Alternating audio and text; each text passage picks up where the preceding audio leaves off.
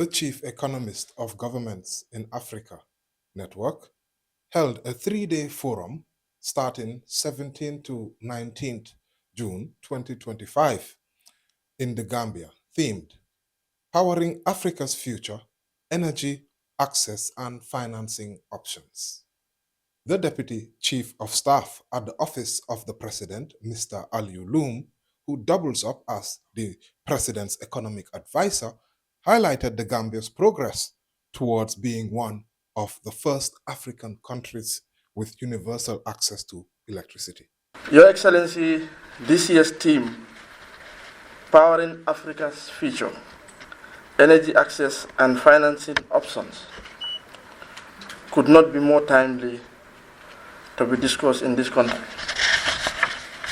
In the Gambia, energy is not just a sector. It is the cornerstone of our development ambition.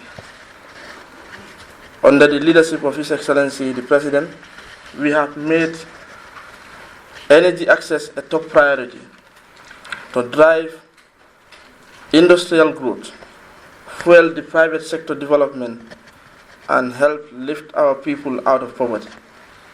Our target is very clear. It is to light up every single home by the 2030 global agenda. With the Gambia, we have a target. We want to make sure by the end of this year, at least if we don't have 100% access, we will have at least close to 90% energy access. So therefore, the theme could not be more timely to be discussed in our country, because we are sure that we will be among the first African countries to have universal access of electricity in the near future. Your Excellency, we are making progress since 2017. I know you will delve on most of these things, but I am forced to also share some of these statistics. From 2016, we inherited our access level was at 56%. Today we are close to 74%, and that's why we said by the end of this year, we will be at least from 84 to 90%. So which means our target for universal access to energy is something that we will have in the near future. We also recognize the role of innovative financing in achieving universal access. I think we'll be visiting the example that we have, that's the Jambur Solar Power Station, which is a 23 megawatt facility co-financed by the World Bank and the European Investment Bank and the government of the Gambia. Completely renewable, and it has increased our national generation capacity by 20%. So as we bring communities onto the grid, we know we must keep expanding supply in a sustainable way. Our next major project will be the Summer Solar Park, which is going to be 150 megawatts. So these are all critical issues that we have as a country. We also recognize that the energy sector transformation cannot be achieved in isolation. It must be underpinned by fiscal reforms, regional cooperation, and private sector engagement. This is why our current work with the World Bank and the African Development Bank will support us in the mission, what we call the M300. It reflects a broader structural compact that reflects a broader structural reform agenda designed to unlock private investment, strengthen energy governance, and enhance long-term sustainability in the sector. Distinguished colleagues, as economic advisors, our duty is to challenge conventional thinking, distill complex problems into actionable insights, and bridge the gap between the aspirations and the implementations of government projects and programs. The CEoG networks give us the rare opportunity to do just that. The network is an island of knowledge. I can tell you people like us, we've benefited a lot from this network. It is a university that does not require you to enter into a classroom. The brains that are sitting here today are the chief economic advisors to our respective African governments. So I will be right to say that you are among the best, the brightest brains on economic advisory sitting in this room. So the Minister of Finance, for this week, you are guaranteed that you will have the best advice.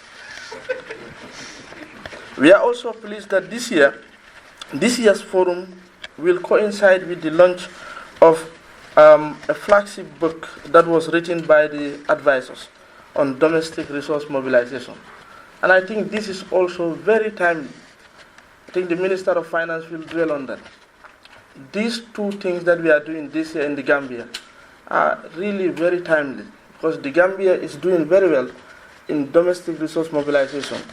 And I guess it will be important for us to highlight. I hope the Minister of Finance will dwell on that. Domestic resource mobilization must be at the heart of Africa's development financing if we are to succeed as a continent. In the Gambia, we have prioritized this through tax digitization, border reforms, and recently approved duty waiver policies, all designed to broaden the tax base while protecting growth. Yet we must also remain conscious of the trade of balancing revenue targets with inclusive growth imperative and ensuring that our reforms are both pro-business and pro-development. As we deliver it over the next 2 days, I encourage all of us to focus on solutions that are scalable, sustainable, and people-centered. Your Excellency, in my conclusion, I will want to thank my team, because all this could not have happened without the support of my team.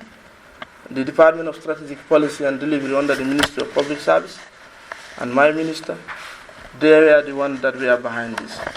I think I would want all of us to give them a round of applause. The organizations that have been done is excellent. I think a lot of background work has been done to ensure that our visitors are here smoothly and they are received in the best manner in which we can. And I would also like to thank the World Bank Group and the CEoG Secretariat for choosing Banjul as the host city. We are very proud to be hosting this important event and for continuing to invest in this network. They have supported us through a fellowship which we will want to recognize, and we will want to thank the German ambassador, who are the people who are footing the bill of the Secretariat. I think we will recognize them. Without them, this network would not have been a possibility. So we'll want also to thank them, and we'll want to recognize them and recognize the role that the German government has done. We thank you, sir. We are honored to host you. May our discussions be rich, our network deepen, and your stay in the Gambia be memorable. I thank you very much for your kind attention.